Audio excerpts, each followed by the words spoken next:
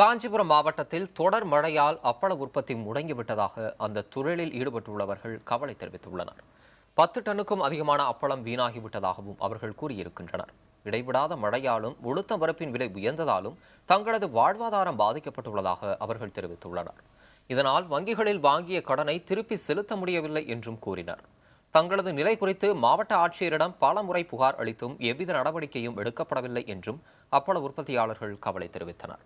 இதுபற்றி மாவட்ட ஆட்சியரிடம் கேட்டபோது உரிய நடவடிக்கை எடுக்கப்படும் என கூறியிருக்கிறார்.